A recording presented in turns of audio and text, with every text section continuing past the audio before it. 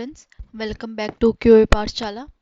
तो आज हम बात करने वाले हैं, एक बहुत इम्पोर्टेंट टॉपिक डिस्कस करने वाले हैं आज हम रिक्वायरमेंट ट्रेसिबिलिटी मैट्रिक्स, जिसमें हम सिंपल वर्ड्स में आरटीएम बोलते हैं। अगर आप क्यूए फील्ड में हो या मैनुअल टेस्टिंग कर रहे हो या ऑटोमेशन टेस्टिंग में शिफ्ट कर रहे हो या इंटरव्यू की प्रिपरेशन कर रहे हो, तो RTM is must to known topic है। मतलब ये टॉपिक इंटरव्यू को मतलब इंटरव्यूअर को बहुत ही पसंद होता है और प्रोजेक्ट में भी डेली यूज़ होता है। तो मतलब चलिए आज का टॉपिक शुरू करते हैं। तो सबसे पहले हम देखते हैं कि व्हाट इज़ आरटीएम। तो आरटीएम का फुल फॉर्म होता है रिक्वायरमेंट ट्रेसिबिलिटी मैट्रिक्स। तो ये एक डॉक्यूमेंट है जो मैप करता है रिक्वायरमेंट को टेस्ट, मतलब ये मतलब सब लिंक करता है, मतलब एक दूसरे से ना लिंक रिक्वायरमेंट करता है। मतलब यानी एक रिक्वायरमेंट से लेके उसकी टेस्टिंग, पास फेल स्टेटस और रिलेटेड डिफेक्ट्स तक एवरीथिंग, मतलब सब कुछ को ये ट्रेस करता है। ठीक है। आरटीएम का मेन पर्पज होता है ensure all requirements are covered और इंश्योर नथिंग इज मिस्ड, और इंश्योर करता है कि no extra unwanted test case are written, और शोस और show some test process at, मतलब कुछ ऐसा टेस्ट प्रोसेस दिखे वो करता है कि मतलब ये क्यों इम्पोर्टेंट है। जैसे मैंने आपको बताया कि ये इंश्योर करता है कि सब कुछ कवर हो इसमें, है ना। और टेस्ट प्रोसेस भी दिखाता है और हेल्प भी करता है, इम्पैक्ट मतलब एनालिसिस करने में भी हेल्प करता है। और रिड्यूस मतलब जो भी हमारी फंक्शनैलिटी मतलब मिस हो जाती है, तो उसको वो करने में भी हेल्प करता है, मतलब। ठीक है। तो आरटीएम, तो आरटीएम ना 3 टाइप का होता है।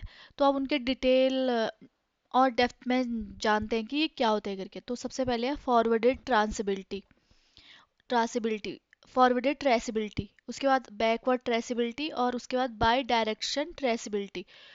तो जो फॉरवर्ड ट्रेसिबिलिटी है वो क्या होता है, ये इंश्योर करता है कि हर रिक्वायरमेंट के अगेंस्ट टेस्ट केस बनाए गए हैं या नहीं। मतलब रिक्वायरमेंट के अगेंस्ट, मतलब जैसे रिक्वायरमेंट है तो हमको टेस्ट केस भी होना चाहिए उसमें। ठीक है।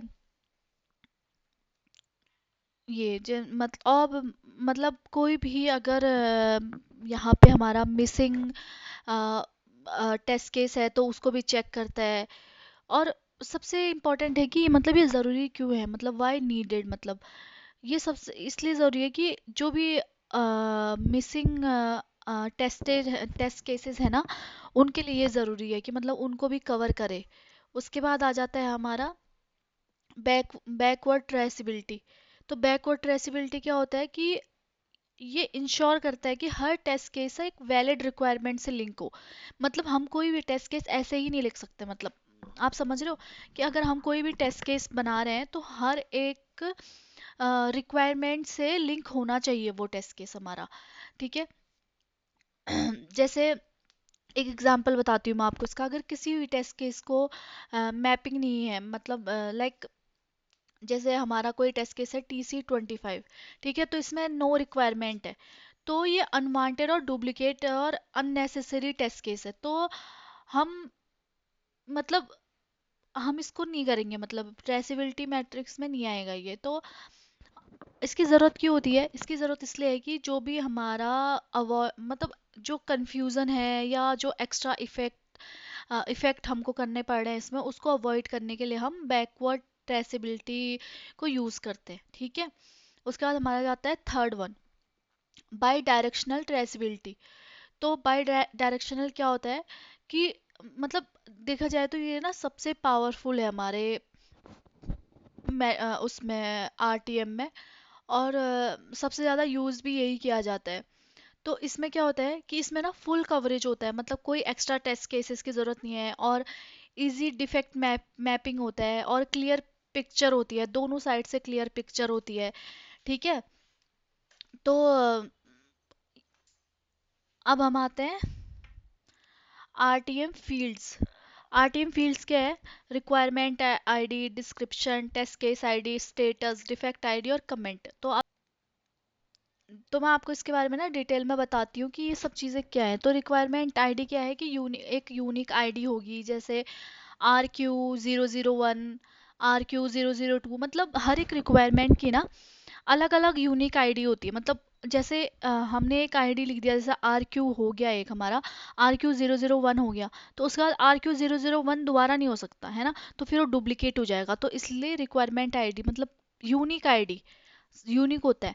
उसके बाद उसके बाद डिस्क्रिप्शन, रिक्वायरमेंट डिस्क्रिप्शन, तो रिक्वायरमेंट का शॉर्ट समरी होती है, मतलब इसमें है ना, जो भी हमारी रिक्वायरमेंट है, जो भी हमारा चीज़ें हैं, तो उसकी शॉर्ट समरी होती है डिस्क्रिप्शन में।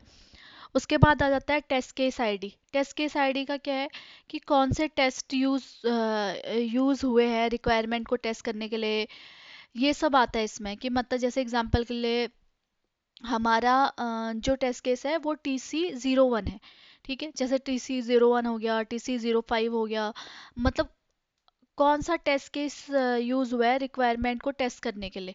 तो ये होता है हमारा टेस्ट केस आईडी। उसके बाद स्टेटस क्या आ जाता है? Test case status. ये क्या आ जाता है कि जैसे स्टेटस पास है, फेल है, ब्लॉक्ड है, या नॉट रन है, मतलब क्या है, मतलब हमारा स्टेटस क्या है। उसके बाद आता है डिफेक्ट आईडी। डिफेक्ट आईडी क्या होता है? अगर टेस्ट केस फेल होता है तो डिफेक्ट आईडी मैप करता है, मतलब समझ, डिफेक्ट आईडी मैप करता है, मतलब समझ रहे हो कि जैसे हमारा डिफेक्ट हो गया DEF001, ठीक है, तो वहाँ पे जैसे एग्जांपल के लिए अब जैसे बग आ गया हमारा 21, तो इस तरीके से होता है। मतलब डिफेक्ट आईडी अगर मतलब टेस्ट केस फेल हो जाता है तो डिफेक्ट आईडी को मैप करता है, तो मतलब ट्रेस करता है वो, ठीक है।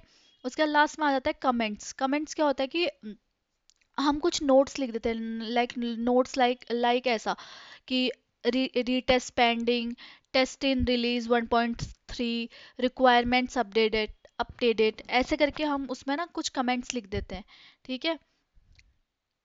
उसके बाद ये एक सिंपल वो है, मतलब RTM टेबल है। जैसे रिक्वायरमेंट 001 है और ये टेस्ट केस है 01 और टेस्ट केस 02 है, तो ये पास है। और रिक्वायरमेंट 002 है, टेस्ट केस 03 है, ये फेल है। उसके बाद डिफेक्ट आईडी ये हो गई।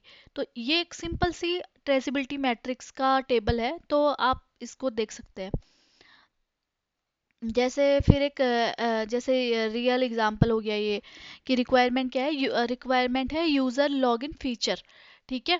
यूज़र लॉगिन फीचर आ गया। उसके बाद रिक्वायरमेंट्स क्या होगी इसमें? RQ001, user should be able to log in with email and password, ठीक है।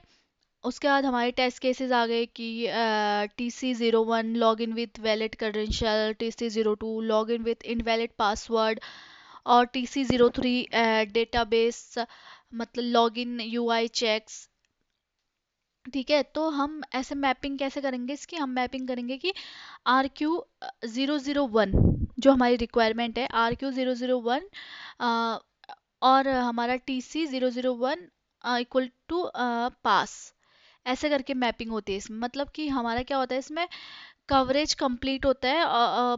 पर जैसे अगर हमको कोई डिफेक्ट मिल गया, मतलब जैसे डिफेक्ट मिल गया तो उसमें हम क्या लिखेंगे? बट वन डिफेक्ट फाउंड, ऐसे करके हम इसमें लिखेंगे, ठीक है।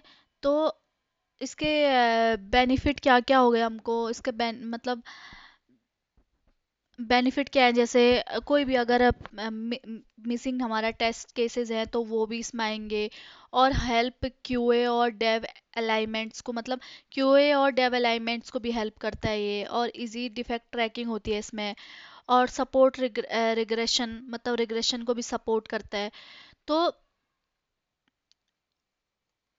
उसके बाद मतलब जैसे कौन कौन से टूल्स में हम इसको यूज़ करते हैं, जैसे जीरा और टेस्ट रेल, एक्सेल, मतलब टेस्ट केस लिखने के लिए हम टेस्ट के मतलब जो भी हमारी ये RTM है, हम इसको एक्सेल में भी लिख सकते हैं, ALM में भी लिख सकते हैं, क्यू टेस्ट में लिख सकते हैं, साइप्रेस में लिख सकते हैं, है ना। अलग अलग टाइप के टूल यूज़ कर सकते हैं हम इसमें। तो अब हम आते हैं कि समरी।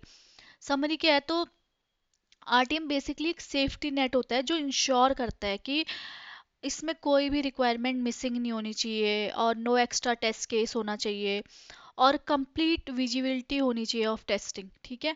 और better communication between QA dev और डेव एंड बीए, ठीक है। और smooth regression and release cycle होना चाहिए इसमें।